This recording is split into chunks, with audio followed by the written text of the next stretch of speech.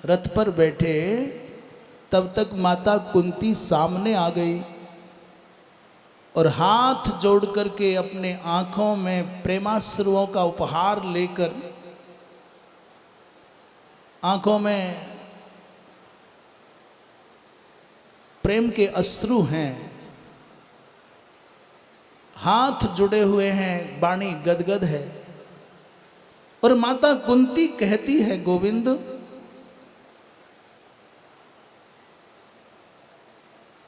बड़े बड़े अमलात्मा, विमलात्मा, महात्मा जो पर्वतों की कंदराओं में बैठ करके आपकी आराधना करते हैं,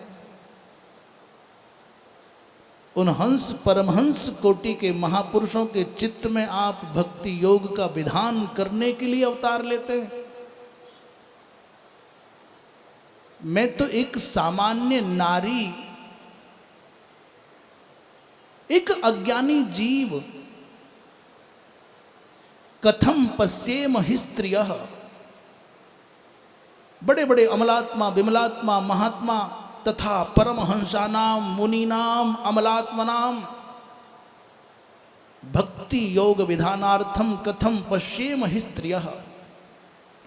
महाराज, आपकी महिमा को हम कैसे जान सकती हैं? बड़े बड़े अमलात्मा, विमलात्मा, महात्मा भक्ति, उनके चित्त में जो निर्गुण निराकार भक्ति की धारा प्रवाहित होती, उस निर्गुण निराकार भक्ति के स्थान पर सगुण साकार भक्ति का प्रादुर्भाव करने के लिए आप प्रकट होते हैं। आपके अवतार का उद्देश्य दैत्यों को मारना मात्र नहीं है। अंगुल्यग्रेण तान हनमी, भगवान की प्रतिज्ञा है, दैत्यों को तो मैं अंगुली के अग्रभाग से। अरे भैया, भ्रू भंग मात्र से भ्रुकुटी विलास सृष्टि लय होई। जिसके भ्रुकुटी विलास मात्र से सृष्टि का लय हो जाता हो, उस परमात्मा को इन दुरात्माओं दैत्यों को मारने के लिए अवतार लेना पड़ेगा ना? ना। श्रीमद् भागवत महापुराण के माध्यम से श्री सुखदेव जी महाराज कहते हैं, राजन, भगवान का अवतार तो मर्त्यावतारस्त्विह मर्त्य शिक्षणम, मनुष्य के शरीर में परमात्मा आए हैं तो मनुष्यों को कैसे जीना चाहिए सिखाने के लिए आए हैं।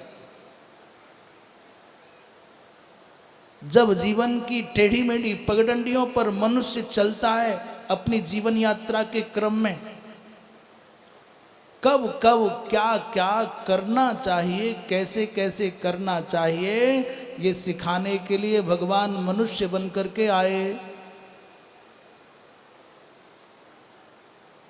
और मैया कुंती कहती है कि प्रभु, मैं तो जान गई आप अमलात्मा, विमलात्मा, महात्माओं के चित्त में भक्ति योग की स्थापना के लिए आए।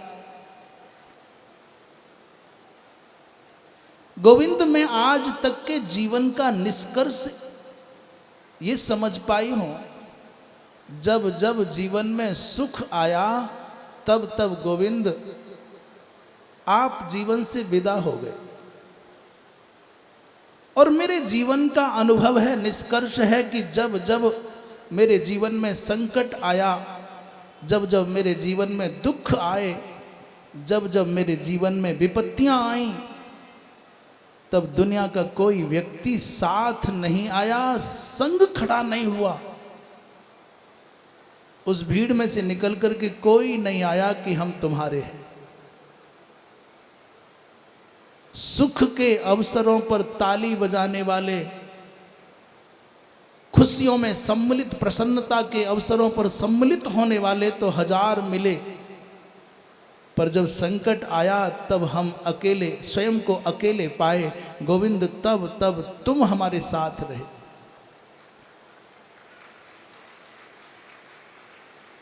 और जीवन का बड़ा कड़वा अनुभव है, इस संसार का बड़ा कटु अनुभव है।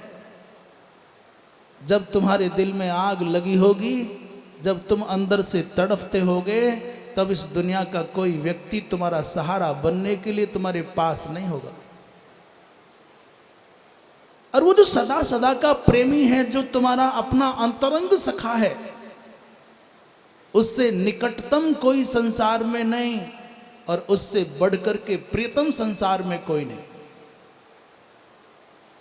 बहकाने के लिए, बहकने के लिए, किसी को बरगलाने के लिए असत्य का आश्रय लेकर के भले ही किसी को कहो कि तुम मेरे सबसे निकट व्यक्ति हो, तुम मेरे सबसे प्रिय हो, पर ये भ्रम है, ये मिथ्या है, ये असत्य है। सबसे निकट तो, सबसे निकटतम तो केवल वो परमात्मा ही है और सबसे प्रियतम तो केवल वो परमात्मा ही है। आप व्यसन में, वासना में, विषयों की दलदल में फंसे होने के कारण भले ही उसको विसार दो, पर वो परम प्रियतम परमात्मा आपके संकट के, अकेलेपन के क्षणों में वही होगा। इसलिए माता कुंती ने मांगा तो क्या मांगा? बताओ, कुंती ने भगवान से क्या मांगा? थोड़ा हम ऊंचा सुनते हैं। आप में से कौन है जो भगवान से दुख मांगेगा? भगवान सामने आ जाएं और भगवान कहें कि मांगो कुछ, तो आप में से कितने लोग हैं जो दुख मांग लेंगे?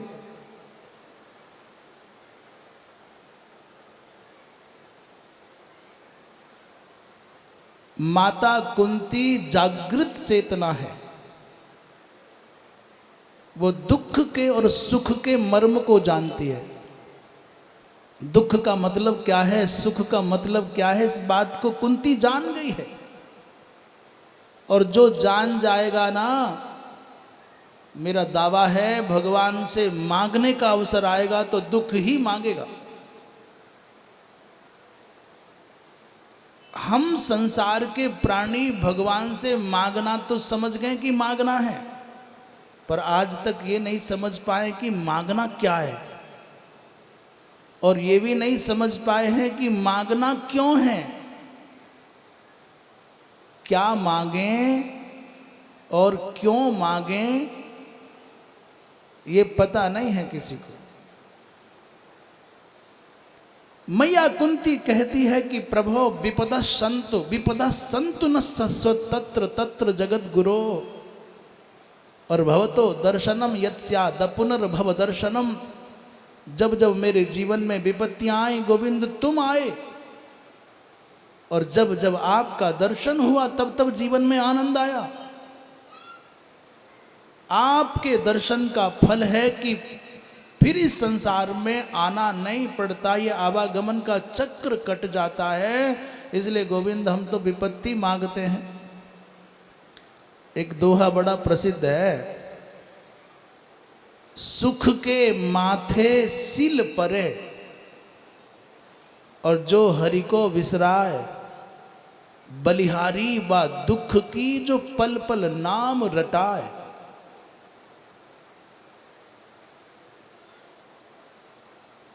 बोले सुख, किसी ने कहा सुख ले लो, बोले सुख में लगे आग। सुख के माथे पर पत्थर पड़े, सिल पड़े। क्यों? बोले जब सुख आता है तो व्यक्ति प्रमाद में मदहोश हो जाता है, मतवाला हो जाता है, प्रमादी हो जाता है और विषयों की ओर भागता है। सुख आते ही व्यक्ति को विषय चाहिए, भगवान को भूल जाता है, और दुख के आते ही तड़पता है, रोता है, विह्वल होता है और भगवान को पुकारता है। बोले एक बार इस कलंक से, एक बार इस पाप से प्रभु मेरी रक्षा कर लो, मुझे बचा लो। एक बार इस अपयश की आग में झुलसने से मुझको बचाओ प्रभु। मैं प्रतिज्ञा करता हूं कि जीवन में कभी ये काम फिर करूंगा ही नहीं। एक बार लाज बच जाए, एक बार ये दुख का दरिया, ये दर्द का दरिया, ये दर्द का सरोवर सूख जाए, मैं प्रतिज्ञा करता हूं फिर जीवन में ये काम नहीं करूंगा।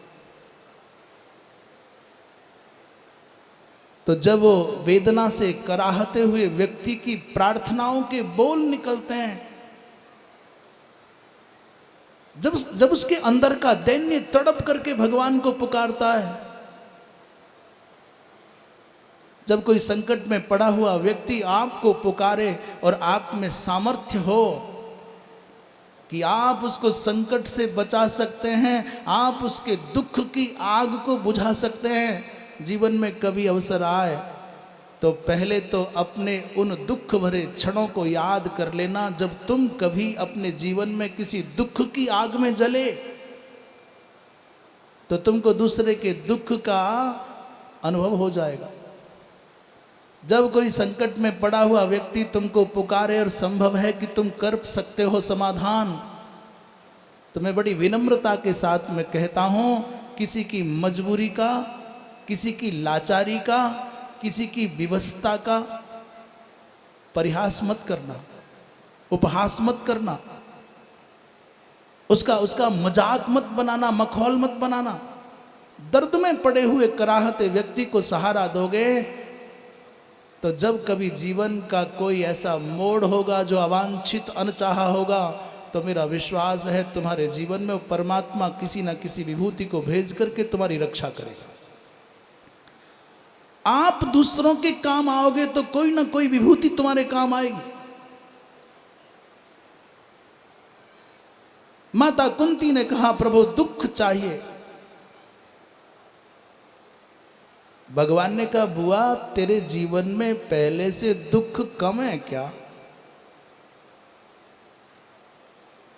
जन्म दुखम, जरा दुखम, सब कुछ तो दुख ही दुख है। अरे बुआ, तेरे जीवन में पहले से कोई दुखों की कमी है क्या? क्यों मांगती है दुख?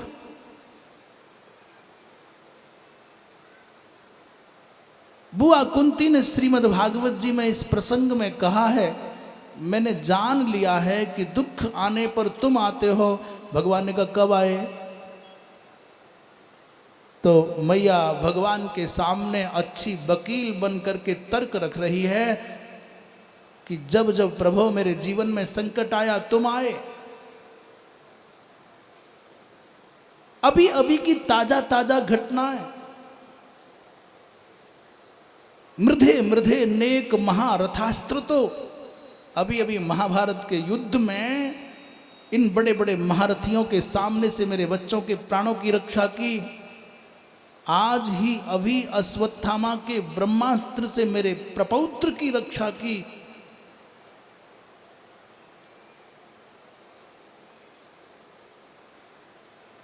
इन दुरात्मा कौरवों ने मुझको मेरे पुत्रों के सहित लाक्षागृह की आग में जलाने का कुचक्र रचा था। गोविंद तुम न होते तो कौन बचाने वाला था?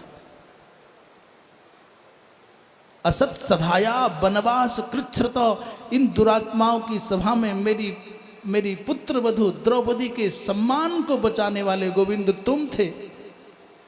और वनवास में विभिन्न प्रकार के संकटों में फंसे हुए मेरे पुत्रों को प्राणदान देने वाले गोविंद आप थे। जब जब संकट आया तब तब आप आए। आप लोगों के संज्ञान में कथा होगी, एक बार दुर्वासा जी महाराज दुर्योधन के यहाँ हस्तिनापुर में आ गए। कोई अभागा व्यक्ति पुण्य का अवसर पाकर के भी कैसे वंचित रह जाता है, ये जानना है तो इस कथा को सुन लेना। दुर्भाग्यशाली व्यक्ति अवसर पाकर के भी वंचित रह जाता है। तो बड़े दिव्य महात्मा हैं दुर्वासा जी महाराज, 10,000 शिष्यों के सहित हस्तिनापुर में आ गए। दुर्योधन ने बड़े मनोयोग से महात्माओं की सेवा की और इतनी लगन से, इतनी तत्परता से, इतने समर्पण से, निष्कपट भाव से सेवा की कि दुर्वासा जी को एक बार भी क्रोध करने का अवसर नहीं मिला। जब समय पूरा हो गया तो दुर्वासा जी महाराज प्रसन्न होकर के बोले, अरे राजन, अरे दुर्योधन, तुम मांगो, क्या मांगना चाहते हो? आज मैं तुम पर बहुत प्रसन्न हूं। उस अभागे दुर्योधन ने दुर्वासा जैसे महात्मा को पाकर के क्या मांगा जानते हो? उसने कहा, महाराज, जो सौभाग्य आपने सेवा करने का मुझको दिया है ना, मेरे भाई पांडव बेचारे वन में हैं, आप जैसे दिव्य महात्मा की सेवा करने का सौभाग्य उनको भी मिल जाए। दुर्वासा जी जैसे महात्मा दुर्योधन से कह रहे हैं कि मांग, क्या मांगना चाहता है? और दुर्योधन क्या मांग रहा है? महाराज, जो सौभाग्य सेवा करने का आपने मुझे प्रदान किया है, वो मेरे भाइयों को, पांडवों को भी प्रदान करो। बोले वृंदावन बिहारी लाल की। भैया जयकारा थोड़ा धीमे से लगाओ, क्योंकि आवाज तुम्हारी जोर की हो गई तो तुम्हें नजर लग जाएगी। बोलिए वृंदावन बिहारी लाल की। ये दुर्योधन ने जो दुर्वासा जी महाराज से कहा कि जो सौभाग्य सेवा करने का आपने मुझे प्रदान किया है, वही सौभाग्य आप पांडवों को भी दो, तो इसमें बुराई क्या है? पहले तो ये बताओ, आवाज साफ आती है ना? आती है? गर्मी तो नहीं लग रही?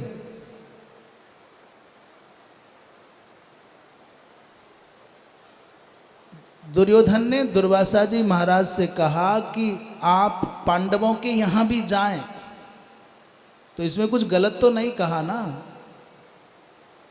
देखने में ये बात बहुत अच्छी लग रही है, ये प्रस्ताव बहुत हितकारक लगता है, पर इसके अंदर जो कपट भरा है, जो रहस्य भरा है, वो ये है, हम तो राजभवन में, राजमहल में हैं, प्रचुर संसाधन हैं सेवा करने के। पांडव वन में हैं, रोटी का भी ठिकाना नहीं है। और महात्मा दुर्वासा क्रोधी स्वभाव के हैं, जब इनकी सेवा नहीं बन पाएगी पांडवों पर, तो दुर्वासा जी महाराज शाप दे करके अपने आप पांडवों का काम तमाम कर देंगे। दुर्योधन की योजना क्या है? दुर्वासा जी जावें पांडवों के यहाँ, और सेवा होगी नहीं, और सेवा होगी नहीं तो दुर्वासा क्रुद्ध हो जाएंगे, क्रुद्ध होंगे तो शाप देंगे, और संत के शाप की अग्नि में अपने आप ये पांडव जल जाएंगे, शत्रु मर जाएगा।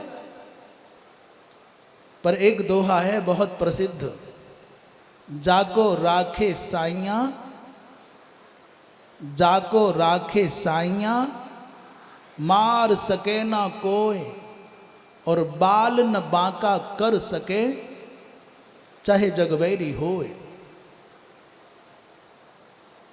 जब दुर्वासा जी महाराज पांडवों के यहां पहुंचे, युधिष्ठिर के यहां पहुंचे वन में, और अपनी ओर से प्रस्ताव रखा कि राजन, हम स्नान करके आते हैं, हमारे भोजन की व्यवस्था कर लो। जब कभी जीवन में ऐसा अवसर आए कि कोई महात्मा आपको सूचित करे, भैया हम आते हैं, हमारे बाल भोग की व्यवस्था करके रखना, तब समझ लेना कि भगवान आपके सौभाग्य का द्वार खटखटा रहे हैं। अन्यथा भूखा होने पर भी महात्मा आपसे बोलने नहीं आएगा कि मुझे कुछ चाहिए। दुर्वासा जी महाराज ने कहा कि हम आ रहे हैं, और भीड़ साथ में 10,000 शिष्य हैं। धर्मराज युधिष्ठिर एक बार सोचते हैं, सुन करके लग रहा है सौभाग्य है, और दूसरी ओर लगता है क्या होगा। हाथ जोड़ करके हाँ हाँ तो किया, परंतु दौड़े दौड़े द्रौपदी के पास गए, महात्मा गए स्नान करने, और धर्मराज दौड़े हुए आए द्रौपदी के पास, देवी देवी देवी, तुमने भोजन तो नहीं किया? उसने कहा महाराज अभी अभी आर्यपुत्र बिल्कुल अभी प्रसादी पा करके मैंने पात्र साफ करके रखा है। अच्छा एक बात और बताना भूल गए, दुर्योधन ने दुर्वासा जी महाराज से वरदान में क्या मांगा जानते हैं?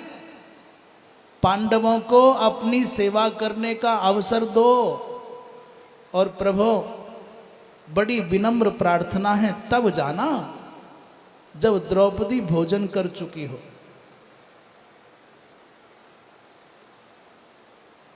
बेचारी सारे दिन की थकी हारी भोजन नहीं किया होगा तो आपकी सेवा में लग जाएगी और समय पर भोजन नहीं कर पाएगी तो बहुत दुख होगा।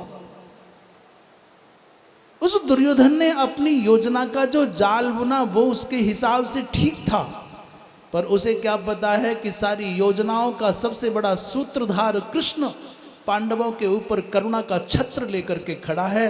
और जब कृष्ण की करुणा छत्र बनकर के तुम्हारी रक्षा करेगी तो कौन धरती का क्रूर आत्मा है जो आपको टेढ़ी आंखों से देख पाए?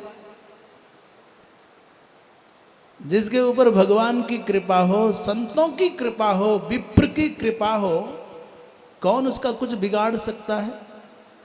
द्रौपदी ने कहा आर्यपुत्र मैंने तो अभी अभी प्रसाद पाकर के पात्र साफ किया है और ये वो पात्र है जो भगवान सूर्य ने अक्षय पात्र के रूप में पांडवों को दिया।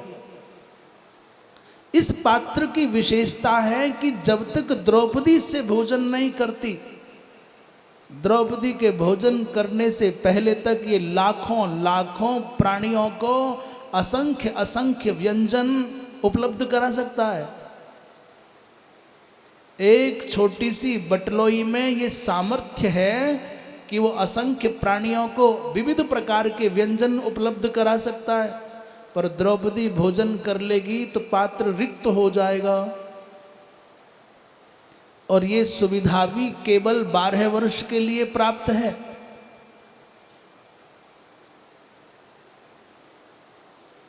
द्रौपदी ने कहा कि आर्यपुत्र आज तो गड़बड़ हो गया। धर्मराज ने कहा देवी आज हम पांडवों के प्राणों की रक्षा करने का भार दायित्व तुम्हारे ऊपर है। जब मनुष्य चारों ओर से दुत्कारा जाता है, जब सब ओर से ठुकराया जाता है, भाई नहीं, बंधु नहीं, मित्र नहीं, कोई साथ नहीं होता, तब ये निराश होकर के श्रीमती के पास जाता है। भारी मन से गिड़गिड़ाते हुए कहता है आज मेरी इज्जत दांव पर लगी है, आज तुम्हारे हाथ में है, तुम कुछ कर सकती हो तो करो। उस अवस्था में बेचारी ये माताएं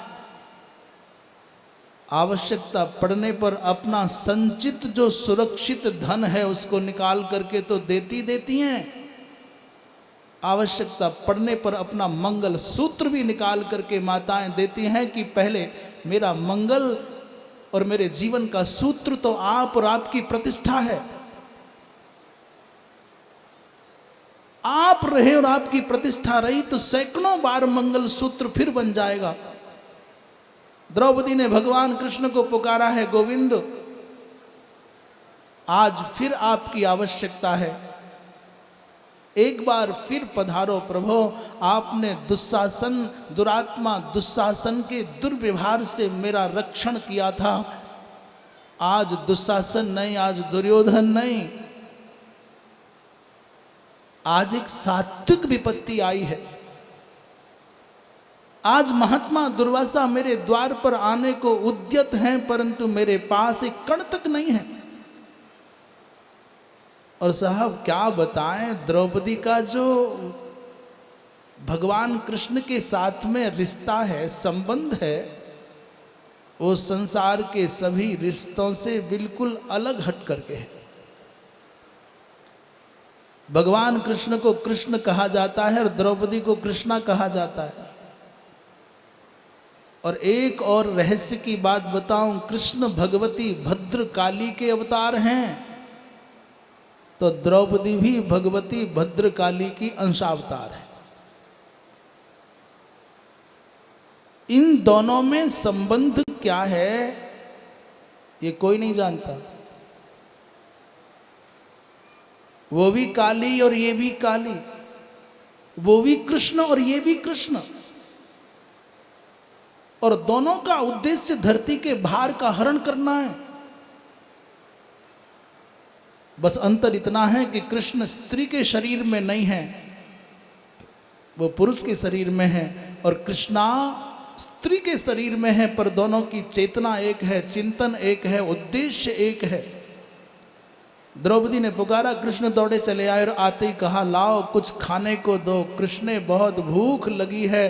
द्रौपदी ने कहा, प्रभु क्यों परिहास करते हो, मैं तो पहले से जूझ रही हूँ, 10,000 शिष्यों के सहित महात्मा दुर्वासा भोजन करने को उद्यत हैं। इस कथा का सारांश बहुत सावधानी से समझना। बोलिए भक्त वत्सल भगवान की। भगवान ने कहा, द्रौपदी अरे कुछ तो तेरे पास होगा ना, एक कण तो होगा। अरे बावली मुझको बहुत नहीं चाहिए, पर कुछ तो दे। द्रौपदी ने कहा, गोविंद यहां क्या है जंगल में? भगवान सूर्य के अनुग्रह से जो अक्षय पात्र मिला वो रिक्त है। भगवान सोचते हैं कि कोई एक कण तो बोवे।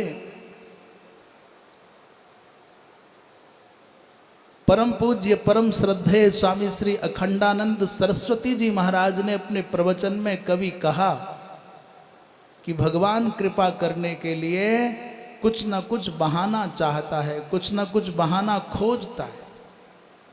कृपा पेक्षा मपेक्षते, भगवान कृपा करने के लिए अपेक्षा की अपेक्षा करता है।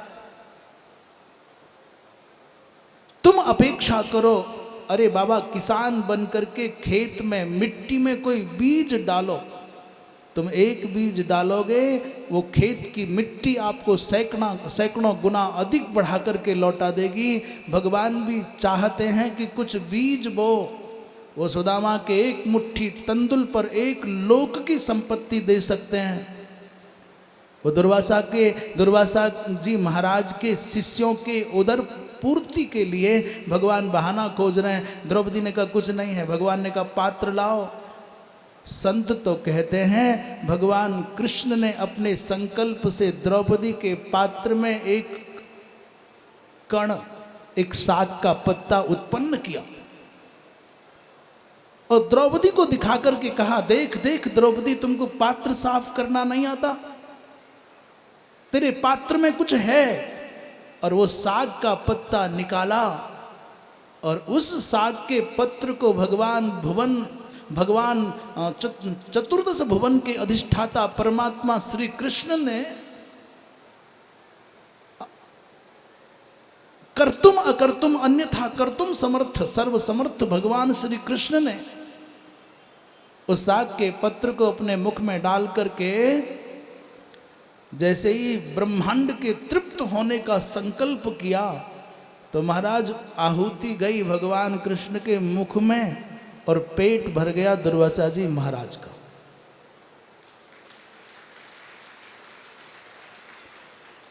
वो प्रसादी गई, साग का पत्ता गया भगवान कृष्ण के मुख में और पेट पर हाथ फिरा करके डकार ले रहे हैं दुर्वासा जी महाराज अपने शिष्यों के सहित। और क्या कह रहे हैं, भैया भाग चलो। ये जो भीम है ना, भोजन कराते समय इसका व्यवहार बड़ा खतरनाक हो जाता है। आज यदि भीम के चक्कर में पड़ गए ना, भोजन करना पड़ गया तो पेट फटेगा, मरेंगे ही। भाग चलो, भागो यहां से, चलो। ये बात युधिष्ठिर भी नहीं जान पाए, ये बात भीम भी नहीं जान पाए। इस प्रतीक्षा में द्वार पर खड़े हैं कि दुर्वासा जी आवें आवें आवें। तो भीम ने तो भागते हुए दुर्वासा जी महाराज के चरणों से उड़ती हुई धूल का गुब्बार आसमान में देखा, उन्हें कुछ नहीं दिखाई दिया। माता कुंती कहती है, प्रभु वनवास के विभिन्न विभिन्न संकटों के पड़ने पर आपने मेरे प्राणों की रक्षा, मेरे पुत्रों के प्राणों की रक्षा की, इसलिए धरती पर जितना दुख है सब मेरी झोली में आ जाए। हमारे सनातन संस्कृति के दो पावन चरित्र हैं, मातृ जाति में कुंती और पुरुष जाति में रंती देवी। कुंती देवी और रंती देव दोनों के दोनों भगवान से क्या मांगते हैं? महाराज दुख दे दो। तो दुख मांगने का आशय है, ध्यान से सावधानी से श्रवण करना। हमारे पास, सबके पास, आपके, हमारे, दुनिया में जहां कहीं भी लोग हैं, सबके पास में कुछ ना कुछ पुण्य है और कुछ ना कुछ पाप है। पिछले पिछले जन्मों के संचित कर्मों की राशि में से दो प्रकार के कर्म हमारे हिस्से में आए, एक पुण्य और एक पाप, जैसे प्रारब्ध कहते हैं। जब आपके जीवन में, जब हमारे जीवन में सुख आता है, समृद्धि आती है, सम्मान बढ़ता है, जय जयकार होने लग जाती है, मिट्टी में हाथ डालो तो सोना बन जाता है, तब समझ लेना कि आपका पुण्य धीरे धीरे घट रहा है, क्षीण हो रहा है। बिना पुण्य के खत्म हुए, बिना पुण्य के घटे आपके जीवन में सुख समृद्धि नहीं आ सकती। और जब आपके जीवन में दुख आवे, असफलता आवे, जब तिरस्कार हो, जब अपमान हो, जब कोई व्याधि आपको घेर ले, तब समझ लेना आपका पाप घट रहा है, पाप कट रहा है। बिना पाप के कटे दुख नहीं आ सकता। दुख आने का मतलब पाप का कटना और पाप का घटना है, और सुख आने का अर्थ है आपके पुण्य का कटना और पुण्य का घटना। अच्छा बताओ, पाप का कटना ठीक है कि पुण्य का कटना ठीक है? हमारा पुण्य घटे ये अच्छी बात है कि पाप घटे ये अच्छी बात है? पर हम उल्टे चलते हैं, चाहते ये हैं कि पाप कट जाए पर दुख नहीं चाहते। हम चाहते हैं कि पुण्य ना घटे पर सुख आ जाए, ये हो नहीं सकता। इस रहस्य को मात्र कुंती माँ जान पाई, इसलिए उसने कहा कि विपद संतु न सस्वत तत्र तत्र जगत गुरो। विपत्ति आए, भगवान कृष्ण ने माँ कुंती बुआ को आश्वस्त किया और माँ के आग्रह पर, बुआ के आग्रह पर रथ से उतरे, हस्तिनापुर में आ गए। गोपीवल्लभ चैनल को सब्सक्राइब, लाइक व शेयर करें। राधे कृष्णा।